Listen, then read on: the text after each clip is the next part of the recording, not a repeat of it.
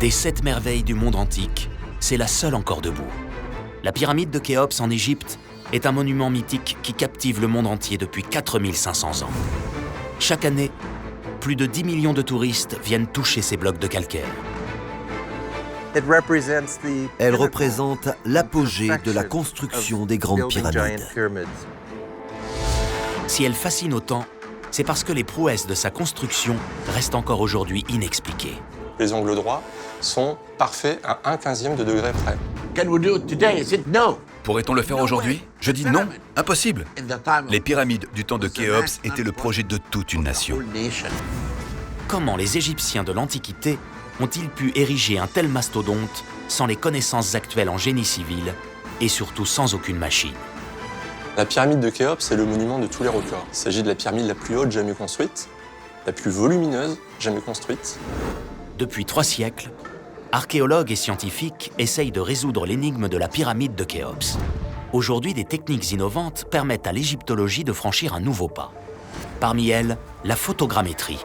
Avec son infime précision, elle permet une analyse quasi chirurgicale des pyramides.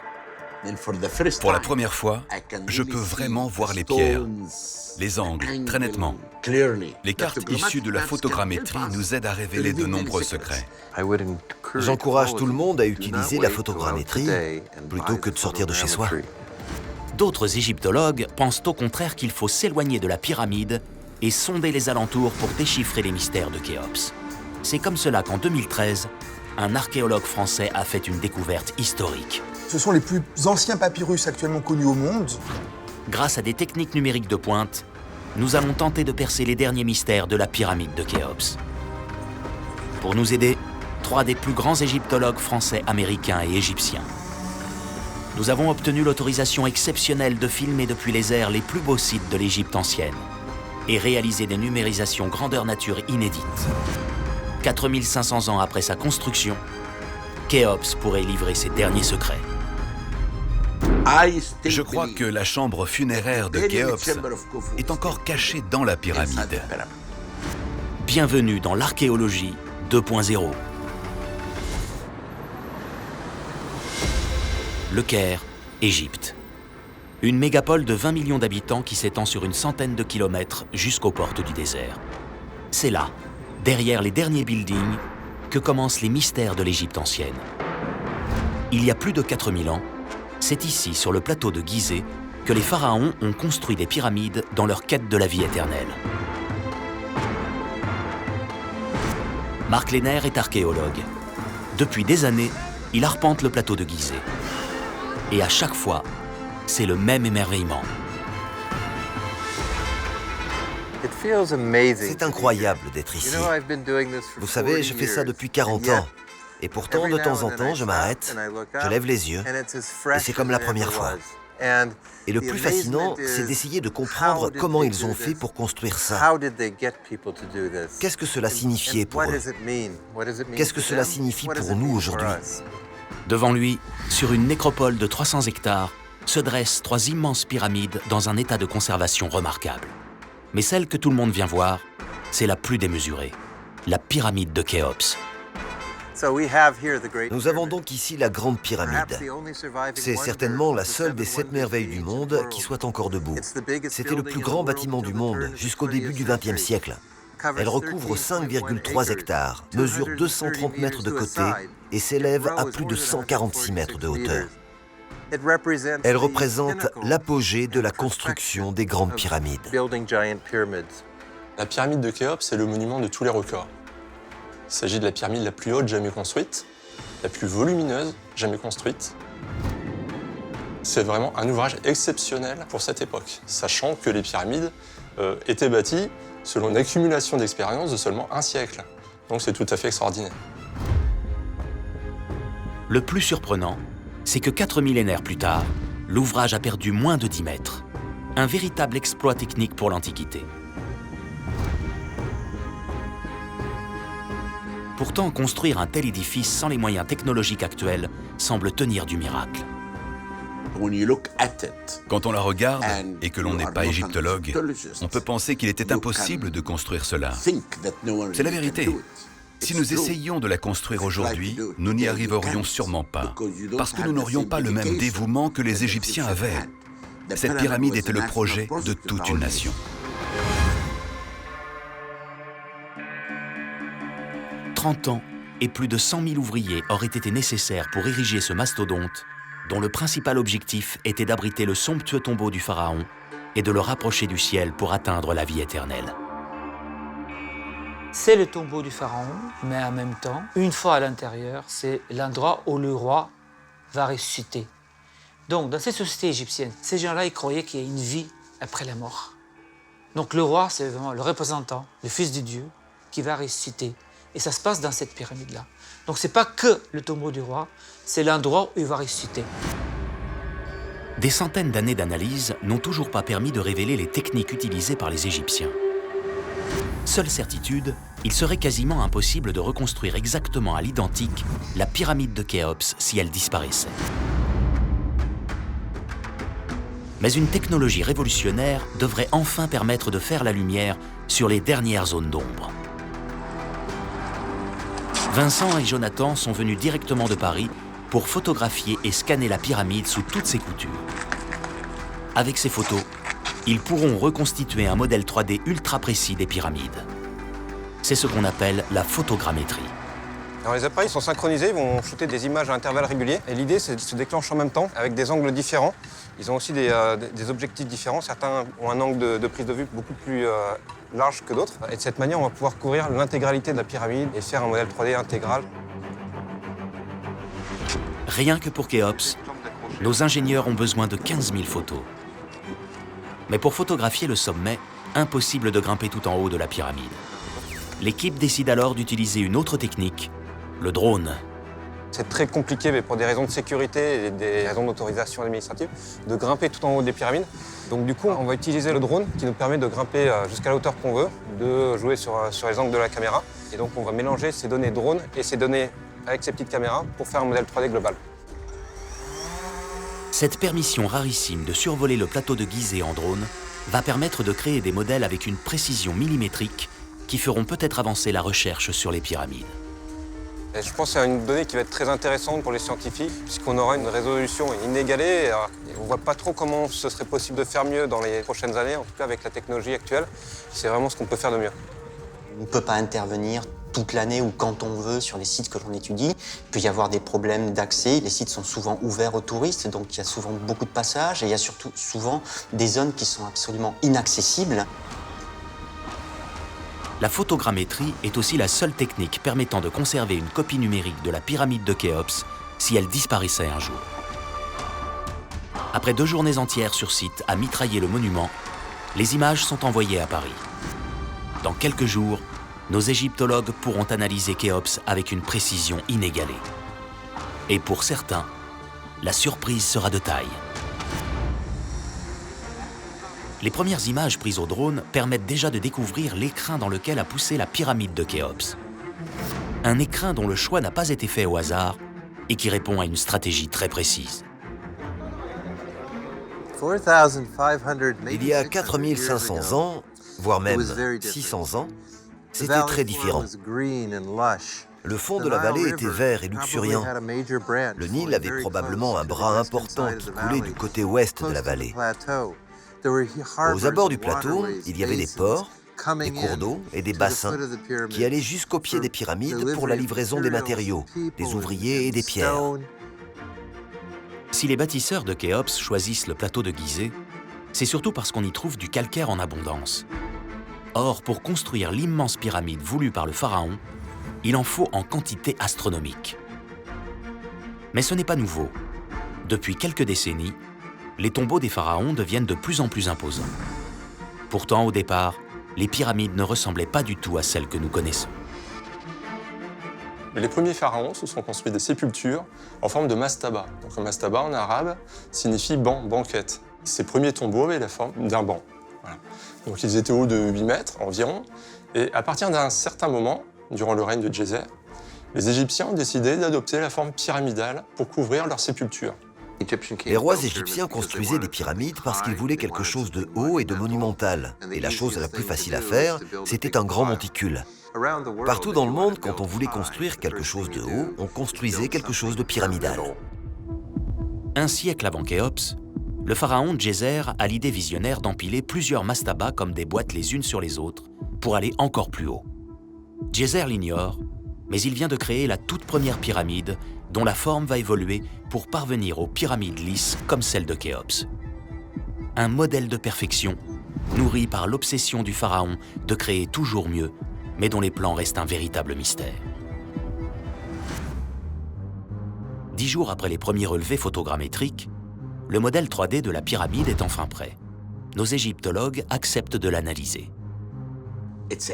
C'est incroyable, parce que nous pouvons analyser chaque pierre. Pour la première fois, je peux vraiment voir les pierres, les angles très nettement. Je n'avais jamais vu la grande pyramide comme cela. Et c'est pourquoi ces cartes peuvent nous aider à révéler de nombreux secrets. J'encourage tout le monde à utiliser la photogrammétrie plutôt que de sortir de chez soi. Et s'il y a une chose qui intrigue les scientifiques depuis toujours, c'est que la pyramide de Khéops aurait apparemment des dimensions parfaites. Une caractéristique qu'il est aujourd'hui très difficile de vérifier sur le terrain. La base d'origine de la pyramide a disparu. Des parties ont été retirées. La base partait de quelque part par ici, jusqu'à cette pièce en laiton qui servait de marqueur. La pyramide venait donc jusqu'ici.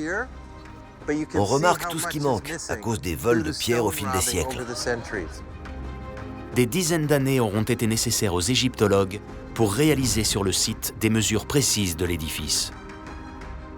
Mais aujourd'hui, en un clic, la photogrammétrie nous permet de vérifier si la base de la pyramide a bien les dimensions parfaites qu'on lui prête. On va mesurer les diagonales de la pyramide. Donc là, on est sur à peu près 313 mètres. Voilà, hop, on va mesurer l'autre diagonale. On confirme à peu près ce dont on se doutait, c'est qu'on a des diagonales de la même dimension, un angle droit, des faces de la même dimension. On est bien sur un carré, tout va bien. Ils se sont pas trompés. Première constatation, la photogrammétrie confirme que la base de la pyramide de Khéops est un carré parfait avec des angles droits totalement exacts. Les angles droits sont parfaits à 1/15e de degré près, ce qui représente vraiment une marge d'erreur extrêmement infime. À la base de la pyramide, les côtés mesurent 230 mètres en moyenne. Il faut dire que cette moyenne ne fluctue que de 10 cm au maximum. C'est-à-dire que d'un côté à l'autre, on a une erreur maximale de 10 cm. C'est tout à fait exceptionnel. Les égyptologues sont tous d'accord. La base de Khéops est parfaite. Mais personne ne sait aujourd'hui comment une telle précision a été possible. Seule certitude, le socle n'a pas été construit par un empilement de pierres comme on pourrait l'imaginer, mais taillé directement dans la roche de la montagne pour gagner du temps et économiser de la matière première. Ils ont nivelé le sol directement sur de la roche naturelle. On en voit ici également. Et là, c'est la même chose. Cette marche et celle-ci sont faites directement dans la roche naturelle. Là, elle mesurait près de 4 mètres. Nous avons compris qu'ils ne pouvaient pas faire de carré parfait parce qu'ils n'arrivaient pas à mesurer les diagonales dans la roche. Ils ont construit la pyramide autour de cette roche naturelle qu'ils ont laissée en l'état au centre. Pour contourner l'obstacle formé par le socle rocheux, certains égyptologues pensent même que les bâtisseurs ont utilisé une technologie des plus rudimentaires. Une des hypothèses qui permettrait d'expliquer en fait ces mesures extrêmement précises serait l'utilisation de cordes à nœuds. Ce sont de très longues cordes ponctuées par des nœuds qui permettaient d'effectuer des mesures. Cependant, on sait très bien que sur 230 mètres, une corde, elle offre une précision qui est toute relative. Avec cette technique, difficile d'atteindre une marge d'erreur de seulement 10 cm. Pour Mark Lehner, l'explication est bien plus étonnante. Les Égyptiens auraient corrigé la base au fil du temps pendant la construction. Ce n'est que lorsqu'ils ont élevé la pyramide au-dessus du niveau de la base qu'ils ont pu mesurer les diagonales et contrôler la taille des carrés. Mais ces dimensions parfaites ne sont pas la particularité la plus extraordinaire de Khéops. Pour comprendre pourquoi cette pyramide est si fascinante, il faut prendre de la hauteur. Nous sommes à plus de 500 mètres et l'exception de Khéops ne se voit pas spontanément à l'œil nu. La pyramide de Khéops est aussi orientée suivant les 4 points cardinaux. Et là aussi, l'erreur vis-à-vis de cette orientation est minime, puisqu'elle n'est que de 1/15e de degré, donc ce qui est tout à fait exceptionnel pour l'époque. Nos relevés photogrammétriques confirment cet incroyable alignement de la pyramide sur les 4 points cardinaux. Comment les constructeurs de Khéops ont-ils réussi une telle prouesse? Aujourd'hui encore, chez les égyptologues, 2 théories s'opposent. L'une de ces théories, en fait, consiste à repérer une étoile à son lever et à son coucher, et la bissectrice, en fait, c'est-à-dire la droite qui se situe juste au milieu de cette trajectoire, indiquerait le nord vrai. Alors c'est une théorie plausible, mais qui est difficile à mettre en œuvre pour atteindre un tel niveau de précision. Un autre courant de spécialistes pense que les Égyptiens n'ont pas utilisé les étoiles, mais le soleil. Il suffisait d'aligner la pyramide en fonction des ombres du soleil à l'équinoxe. Donc avec un simple bâton posé à la verticale et fiché dans le sol, il suffit en fait, suivant le mouvement du soleil, de repérer à chaque fois où se trouve l'extrémité de l'ombre portée par ce bâton. Et donc ces extrémités, une fois reliées, nous permettent, notamment durant l'équinoxe, de déterminer une direction d'un point cardinal. Sur ces images en transparence obtenues grâce à la photogrammétrie, on distingue bien la base de la pyramide de Khéops qui s'étend sur 53 000 m², l'équivalent de 7 terrains de football. Là encore, sa construction donne du fil à retordre aux scientifiques, car ils ont constaté que son nivelage était proche de la perfection. Il n'y a presque aucune différence de niveau, les fondations sont planes et parfaites. Ayant des côtés longs de 230 mètres, nous avons un dénivelé maximum que de seulement 2,1 cm. Ce qui est tout à fait remarquable. C'est quelque chose d'à peine perceptible. Il existe aujourd'hui des outils pointus pour contrôler le nivellement des surfaces. Mais à l'époque, les Égyptiens ont dû être inventifs. Il y a l'hypothèse qu'ils ont utilisé de l'eau autour du périmètre de la pyramide. Ils ont en quelque sorte entouré la base de la pyramide avec de l'eau, marqué le niveau de l'eau comme ligne de référence, puis évacué l'eau et découpé la roche uniformément sur la marque laissée par l'eau. L'hypothèse la plus probable serait que les Égyptiens aient construit une rigole tout autour de la base de la pyramide qu'ils ont ensuite remplie d'eau. Sous l'effet de la gravité, l'eau aurait naturellement indiqué le même niveau tout autour de la pyramide. Une fois la base parfaite construite, il ne reste plus qu'à empiler les 2 600 000 m³ de pierre qui constituent la pyramide. Sur ce point, les égyptologues sont unanimes, les pierres ont été superposées horizontalement. Ces blocs, au pied de la pyramide de Khéops, sont non seulement très grands, mais en plus, les bâtisseurs de la pyramide les alignaient à l'horizontale. Les pyramides plus anciennes étaient construites avec des pierres inclinées vers le centre de la pyramide. Pour Khéops, ils ont utilisé de gros blocs et ils les posaient de manière horizontale, comme vous pouvez le voir ici. En fait, cela permettait d'obtenir une base plus stable pour la pyramide. En empilant les blocs horizontalement, Khéops innove et tranche avec les méthodes utilisées jusqu'alors. Cette superposition est confirmée par la photogrammétrie. Zahi Hawass étudie les pyramides depuis 50 ans. Aujourd'hui, l'égyptologue a accepté de revenir sur le site pour décrypter l'une des clés de Khéops, ces blocs de pierre. Je suis assis sur les pierres d'une des zones les plus importantes de la pyramide, car ce sont elles qui nous en apprennent le plus sur sa construction. C'est un endroit très important qui nous a montré qu'ils empilaient d'abord de longues pierres, puis des pierres plus petites, puis de longues pierres, et ainsi de suite. Sur sa partie extérieure, les faces de la pyramide de Khéops présentent de grandes irrégularités, car elles sont en fait constituées d'empilements de blocs de dimensions et de formes différentes. C'est également ce que confirme une analyse plus approfondie des relevés photogrammétriques. En s'approchant tout près de la pyramide de Khéops, nous pouvons voir un peu partout l'irrégularité de la maçonnerie. Même à la base de la pyramide, il y a des cavités creusées par le ruissellement, comme des grottes miniatures dans la pierre calcaire. Pourtant, lorsqu'on la scrute en profondeur, Khéops n'est pas si parfaite. Mais il y a une explication toute simple à cela. Pour des raisons d'économie de temps et de travail, Le centre de la pyramide est moins régulier. Il aurait été en effet beaucoup trop laborieux de découper des blocs réguliers et de faire de la maçonnerie pour la masse entière de la pyramide. Il était plus facile d'apporter des blocs irréguliers et de les assembler. Cela faisait gagner du temps de découpe. Si les ingénieurs gagnent du temps avec une maçonnerie plus grossière à l'intérieur de la pyramide, cette irrégularité des blocs leur complique la tâche en termes de logistique. Si vous avez des blocs bien carrés et tous de la même taille, l'engin pour les transporter peut avoir la même taille. C'est comme pour la maçonnerie en briques.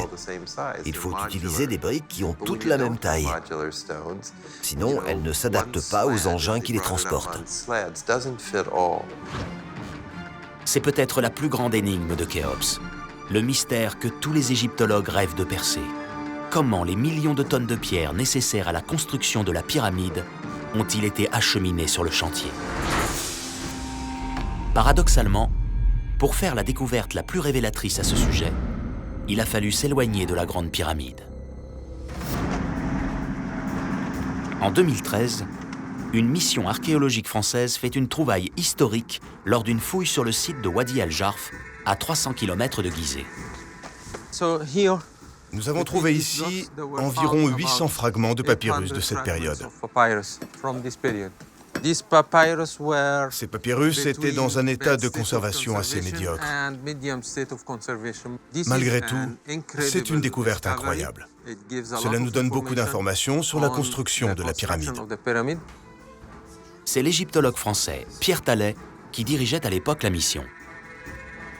Nous avons trouvé en fait en 2013 un ensemble d'archives qui comprenait certainement une vingtaine ou une trentaine de rouleaux dont beaucoup étaient très largement décomposés mais quelques-uns étaient encore en relativement bon état. Là où c'est vraiment quelque chose de très important et d'unique d'une certaine manière, c'est que ce sont les plus anciens papyrus actuellement connus au monde et qu'ils correspondent à la dernière année du règne de Khéops. On n'a pas la chance 15 fois dans sa carrière de faire une découverte comme celle des papyrus de Khéops. C'est une découverte incroyable. Pour moi, c'est l'une des découvertes les plus significatives de toute ma carrière. Plusieurs mois seront nécessaires à Pierre Tallet pour déchiffrer les premiers morceaux de ce trésor inestimable. Ces analyses révèlent qu'il s'agit du journal de bord de Merer, un inspecteur qui dirige une équipe chargée de transporter les pierres de la pyramide jusqu'au chantier. C'est le premier témoignage sur la façon dont le travail se déroulait là-bas, en particulier pour le transport des pierres provenant de Toura. Ces papyrus apportent des détails inestimables sur la façon dont les blocs ont été transportés depuis les carrières de calcaire de Toura, situées sur la rive est du Nil.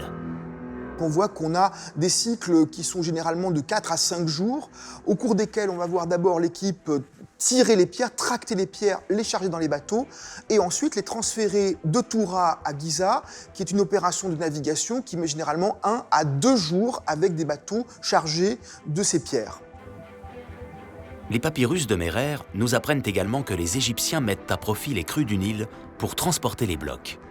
On y découvre aussi que pour faciliter les livraisons, Khéops aurait fait creuser des canaux, créant ainsi un accès direct entre le Nil et le site de la pyramide. Les Égyptiens ont creusé un grand canal à l'ouest du Nil. De là, ils ont fait partir de plus petits canaux reliés au port du plateau de Gizeh. Ils y transportaient les pierres depuis Toura et Assouan, et depuis Atnoub, ils acheminaient le granit et l'albâtre.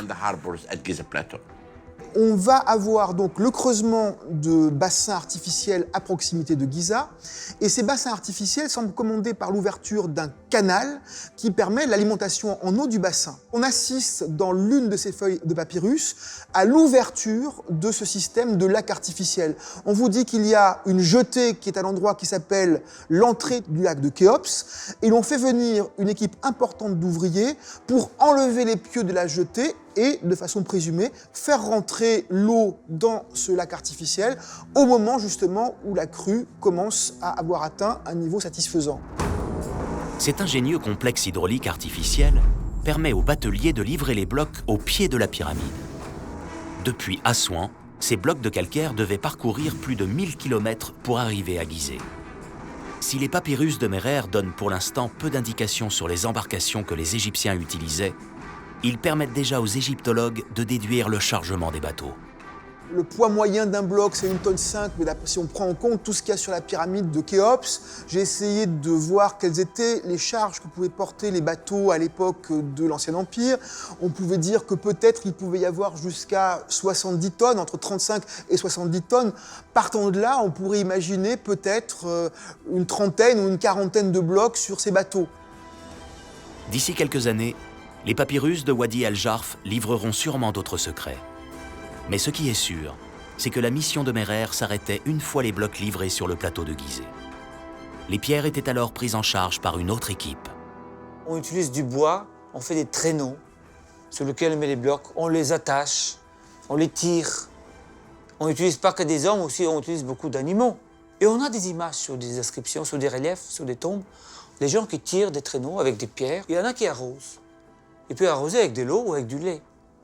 Du coup, ça fait glisser le traîneau avec la pierre.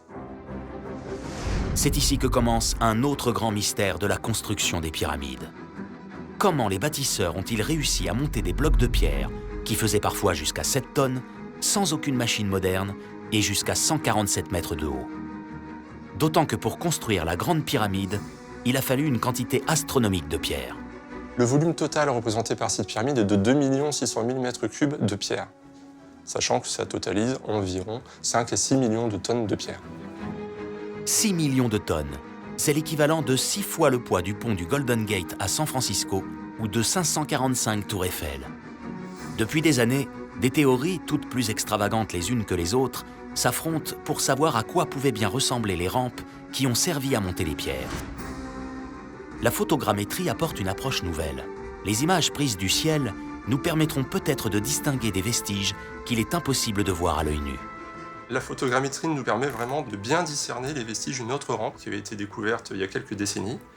Et cette rampe, en fait, se dirige vers le cimetière est de la pyramide, c'est-à-dire le champ de mastaba et de petites pyramides. Quand on passe avec une voiture à côté, on ne se rend même pas compte qu'il y a une rampe ici. Parce qu'il y a une route, tout ça, etc. On l'oublie, on ne regarde même pas là. Mais maintenant, ici, avec cette image du haut, on se rend parfaitement compte que c'est une rampe de construction. Cette rampe était beaucoup trop petite pour supporter les immenses blocs de la pyramide. Mais elle ressemblait en tout point aux rampes de construction qu'utilisaient alors les Égyptiens. Donc cette rampe, on le voit très bien, consiste en 2 murs en pierre parallèles. Et ces 2 murs en pierre, en fait, consistaient à être remplis en fait, au centre par des débris, des déchets de taille, de la taille des pierres. On peut donc imaginer aussi que la rampe monumentale qui a pu servir à construire la Grande Pyramide a été construite de cette manière. Les égyptologues ont de la chance, car sur le plateau de Gizeh, il y a un endroit où une rampe est encore visible à l'œil nu. Ici, Mark Lehner nous fait découvrir le dernier fragment d'une petite rampe qui a servi à construire un mastaba.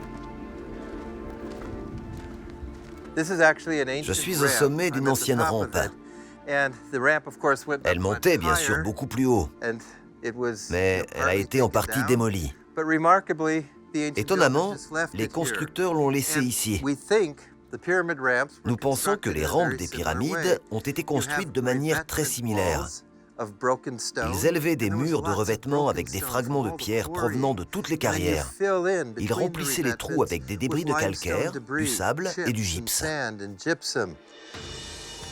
Si on sait aujourd'hui comment les Égyptiens construisaient leurs rampes, il reste une interrogation de taille.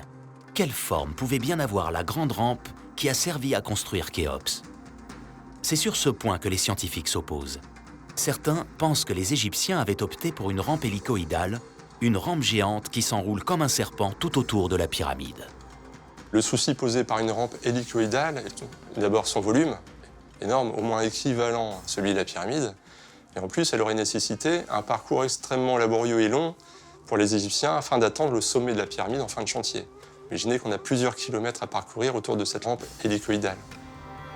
Une autre possibilité serait une rampe droite qui monte jusqu'au sommet de la pyramide. Mais cette forme pose d'autres problèmes. Nous savons où se trouve la carrière de Khéops. Elle est à environ 350 mètres au sud. Mais comme elle n'est qu'à 350 mètres de là, c'était trop raide pour y faire partir une rampe droite jusqu'au sommet de la pyramide. Alors ils sont probablement allés jusqu'au tiers inférieur de la pyramide, soit 80% de la masse déjà achevée, puisque les parties hautes sont moins lourdes. Puis, ils ont sûrement construit une plateforme posée sur des débris et des murs de soutien qui s'élevaient en spirale tout autour de la pyramide jusqu'au sommet. Si certains morceaux du puzzle manquent encore, on dispose aujourd'hui de nombreux éléments sur la logistique du chantier et les extérieurs de la pyramide. Mais beaucoup pensent que Khéops a encore des secrets à livrer, notamment sur son organisation intérieure. Malheureusement, même les technologies les plus pointues ne permettent pas encore aujourd'hui de voir à travers les blocs. Or, certains égyptologues restent convaincus qu'il y a encore beaucoup de choses à découvrir sur la structure interne de la pyramide. Exceptionnellement, nous avons aussi eu la chance de pouvoir réaliser un scan photogrammétrique à l'intérieur de Khéops. Si elles ne permettent pas non plus de voir à travers les blocs, ces 3D ultra précises nous aideront peut-être à déceler des nouveaux éléments dans la pyramide. Avec les hordes de touristes présents en continu, notre équipe n'a que quelques minutes et très peu de place pour réaliser les milliers de clichés nécessaires à la photogrammétrie. Mais une fois assemblé, ce modèle inédit de l'intérieur de la Grande Pyramide nous permettra peut-être de mieux comprendre la structure interne de Khéops. Aujourd'hui, on ne rentre plus dans la pyramide par l'entrée principale située à 17 mètres de hauteur, mais par une autre entrée forcée par des brigands au XIe siècle qui se trouve quelques mètres plus bas. Ils ont creusé un tunnel à travers des blocs déjà en place. Ils sont arrivés jusque-là. On fait un coude et finalement trouvé le passage original. Comme nous le confirment les relevés photogrammétriques de l'intérieur de la pyramide, la distribution interne de Khéops est très atypique. Jusqu'à présent, les pyramides étaient toutes construites selon le même modèle. La chambre funéraire, où repose le tombeau du roi, se trouvait toujours au niveau du sol. Ici, il n'y en a pas une, mais 3, dont 2 sont surélevées. Dans toutes les pyramides, il y a des couloirs descendants. Ici, Khéops a fait creuser 2 chambres, la 2e et la 3e à l'intérieur de la pyramide. La chambre la plus basse se situe à 30 mètres environ sous la pyramide. Les égyptologues la surnomment la chambre souterraine. Pour y arriver, il faut traverser accroupi un tunnel de 105 mètres de long pour à peine 1 mètre de haut. Ce qu'il y a d'étonnant dans la chambre souterraine, c'est qu'elle n'est pas terminée. Cela nous permet de voir exactement comment ils travaillaient. Ils ont taillé la pierre avec un gros marteau, fait d'une roche plus dure, comme la diorite, ou avec un ciseau pointu. Et les stries que vous voyez ici, ils les ont laissés en grattant la roche. Il s'agissait sûrement du travail d'une seule personne. Aucun sarcophage n'a été retrouvé ici. Et cette mystérieuse chambre souterraine n'a jamais été achevée. A-t-elle été construite en premier, puis abandonnée en cours pour réaliser les autres chambres, ou bien a-t-elle été construite en dernier et laissée dans cet état par manque de temps? Selon Vassil Dobrev, Khéops n'aurait rien laissé au hasard. Cette chambre a été construite en premier, avant la pyramide. Khéops arrive, il y a une montagne ici. Il faut qu'il sache quel est l'état de cette montagne. Aujourd'hui, on va faire des scanners pour voir. Avant de construire une centrale nucléaire, on voit s'il y a quelque chose au-dessous. Le Khéops a fait un peu la même chose. Il a fait un test dans la montagne pour voir s'il va supporter tout ce monument qu'il va construire. Pour Vassil Dobrev, le roi Khéops a cherché le meilleur endroit dans la pyramide pour accueillir son tombeau. Selon lui, il abandonne cette cavité souterraine pour construire une seconde chambre 50 mètres plus haut, en plein cœur de la pyramide. Aujourd'hui, on appelle cet espace la chambre de la reine. C'est quand même un espace assez grand, plus de 5 mètres, c'est assez large, Et on pourrait imaginer qu'au départ, le roi a pu choisir cet espace vers ici, vers l'ouest, à construire sa chambre funéraire. Mais il se passe quelque chose. Il se passe quelque chose qui change ce projet et on va dans quelque chose de beaucoup plus compliqué, beaucoup plus difficile à faire. Pour l'égyptologue, Khéops change une nouvelle fois d'avis et se fait construire une troisième chambre, cette fois 40 mètres au-dessus du niveau du sol. Le pharaon aurait donc fait 2 tentatives avant de trouver l'emplacement idéal pour son tombeau, ce qui expliquerait le complexe funéraire à 3 chambres de Khéops. Cette idée est partagée par d'autres égyptologues qui confirment que les changements de plan en cours de construction étaient très fréquents. Depuis la première pyramide jusqu'aux pyramides suivantes, on a toujours modifié les plans en cours de construction. Les mentalités changent, les croyances changent, les techniques changent, donc on s'adapte. Et un règne, c'est long, c'est plusieurs décennies. Donc le roi peut avoir aussi des volontés qui diffèrent entre le début de son règne et entre la fin de son règne. Mais l'archéologue Mark Lehner n'est pas de cet avis. Pour lui, tout aurait été au contraire planifié depuis le départ et la chambre souterraine ne serait pas la première, mais la dernière chambre à avoir été construite. C'est comme si le roi ou ses architectes étaient venus là, au bout de ce tunnel de 105 mètres, et avaient dit « Vous savez quoi? On a une idée différente. Nous allons mettre la chambre funéraire plus haut dans la pyramide. » Mais je n'y crois pas. Je pense que les 3 chambres ont été planifiées ensemble dès le début et que c'est la chambre souterraine qui a été faite en dernier. C'est pourquoi elle n'est pas terminée.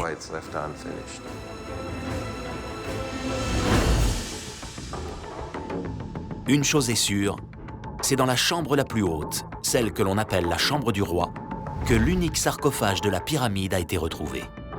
Tout laisse à penser que c'est ici que Khéops aurait été enterré. Car en analysant de plus près la structure intérieure de la pyramide, les égyptologues se sont rendus compte qu'un arsenal impressionnant protégeait l'accès à cette chambre. Et aujourd'hui, grâce à la photogrammétrie, ils peuvent traverser la pyramide en quelques clics. Les relevés nous confirment que ce système très élaboré commence à une centaine de mètres de la chambre du roi, à l'endroit où se croisent les couloirs qui distribuent les chambres. Vassil nous emmène voir ce dispositif de plus près sur le terrain. Ici, on est à la jonction du couloir ascendant qui part vers la chambre funéraire. Et ce qui est très intéressant à noter, c'est que ce couloir, il a été bouché vraiment avec des gros blocs en granit. Ça, c'est une première. Parce que quand on utilisait des bouchons, pour boucher le couloir, on utilisait du calcaire. Alors que là, on a utilisé du granit pour boucher un couloir ascendant. Donc il y a une idée déjà de protection plus poussée. Le granit est une pierre beaucoup plus dure et plus résistante que le calcaire. Grâce à la photogrammétrie, on distingue bien ces 3 énormes pierres en granit que l'on appelle des blocs bouchons. Il y a 4500 ans, ces pierres condamnaient l'entrée du couloir qui monte vers la chambre du roi. Après cette première ligne de défense, pour atteindre la chambre du roi, il faut traverser le couloir ascendant. Au bout d'une quarantaine de mètres, on arrive dans la célèbre Grande Galerie. Nous sommes à l'intérieur d'une des structures les plus spectaculaires jamais construites dans une pyramide. Il faut comprendre que la pyramide n'était pas seulement un tombeau. Elle représentait aussi la puissance et la dignité du roi. C'est pourquoi elle devait être grandiose. La Grande Galerie est l'un de ces miracles que nous pouvons voir à l'intérieur de la pyramide. Ce véritable bijou d'architecture mesure 8 mètres de haut pour 47 mètres de long. Mais contrairement à ce que nous inspire son aspect majestueux, elle n'aurait en réalité qu'un rôle purement fonctionnel. Le but de cette grande galerie était d'entreposer des blocs bouchons en granit. La grande galerie, c'est un élément d'un système de fermeture. Comme les blocs bouchons sont monumentaux, il a fallu construire une galerie démesurée pour les accueillir. Quand on a un couloir large de 1 mètre, ce couloir est tout simplement couvert par des linteaux, des plafonds plats. Quand on dépasse ce mètre, on construit une voûte pour éviter que ce plafond s'effondre. Donc cette galerie plus large a nécessité la construction d'une voûte en encorbellement pour protéger. Là encore, c'est la photogrammétrie qui nous permet de mieux comprendre le principe de l'encorbellement. Si on zoome un petit peu, on voit bien que chaque assise de bloc rentre par rapport à l'assise précédente d'une dizaine de centimètres jusqu'à 1, 2, 3, 4, 5, 6, 7 niveaux pour fermer complètement le plafond. Dans ce mode de construction, les blocs sont empilés les uns sur les autres avec un léger décalage, ce qui permet de couvrir un espace beaucoup plus grand. La grande galerie s'achève à l'entrée de la chambre du roi. Mais pour atteindre le Graal, il faut encore passer une autre barrière, un dernier rempart, que les égyptologues appellent l'antichambre au Herse. La pyramide est un peu comme une machine primitive. On pense qu'il y avait de grosses dalles de pierre avec des fentes comme celle-ci, placées dans les couloirs. Elles ont été cassées, mais vous pouvez voir où elles étaient. Ces dalles étaient comme des herses, des sortes de grilles qu'ils pouvaient abaisser pour barrer le passage. Boum, boum. Elle fermait la chambre du roi. C'était la deuxième ligne de défense contre tous ceux qui tenteraient de piller la chambre funéraire du roi, qui se trouve juste derrière. Ces trois énormes herses de plusieurs tonnes empêchaient tout accès à la chambre du roi. Avec les blocs bouchons, ils constituaient un système de protection redoutable destiné à décourager les pilleurs. Tous les constructeurs à l'époque savaient très bien que les pillages seraient la première chose qui allait arriver une fois le roi enterré. Ils devaient trouver comment protéger la sépulture et tromper les voleurs. C'est pourquoi il était si important pour les architectes et pour le roi de trouver des solutions pour cacher et protéger la chambre funéraire.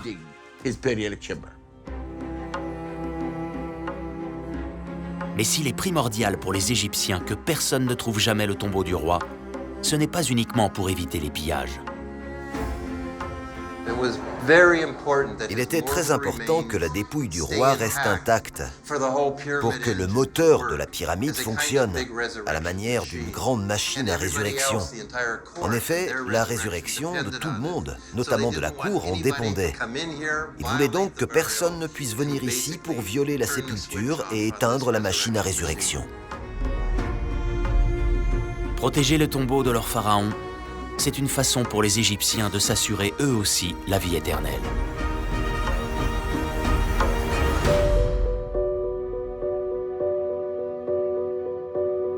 Aujourd'hui, les scientifiques ont réalisé un travail remarquable pour faire parler cet incroyable héritage de 4500 ans. Malgré tout, de nombreux archéologues pensent que la plus célèbre pyramide du monde n'a pas encore révélé tous ses secrets. Et certains se demandent même s'il n'y aurait pas une autre chambre toujours cachée dans Khéops. Je pense toujours que ce sarcophage ne peut pas être celui de Khéops. Il est trop petit. C'est pourquoi je pense que la chambre funéraire de Khéops doit encore se trouver à l'intérieur de la pyramide. Je ne pense pas qu'il soit impossible qu'un jour nous découvrions une autre pièce dans la grande pyramide, mais je ne pense pas que cela soit probable. La pyramide est une construction pleine, et je ne crois pas que la présence d'autres pièces aurait un sens au regard de ce système basé sur des chambres et des couloirs. Nous disposons aujourd'hui d'énormément de connaissances sur la structure de Khéops, et la photogrammétrie nous a permis de confirmer beaucoup de théories sur ces rouages. Mais 4 millénaires plus tard, d'autres mystères devront aussi être élucidés, notamment sur la façon dont la plus grande pyramide du monde a été construite. Nous aurons encore beaucoup de choses à découvrir sur la construction de la pyramide. Dans les générations à venir, nous penserons encore à la grande pyramide de Khéops et à toutes les pyramides des Égyptiens. Et c'est important parce que la civilisation humaine évolue de plus en plus vite. Et il est important qu'elle puisse comprendre ce qui s'est passé avant, afin de comprendre ce qui se passe maintenant. Je dis toujours que nous n'avons trouvé jusqu'à présent en Égypte qu'un tiers de ce qu'il y a à découvrir. Le plateau de Gizeh recèle encore de nombreux trésors sur le mystère de ces pyramides. On ne sait jamais ce que le sable d'Égypte peut cacher comme secret.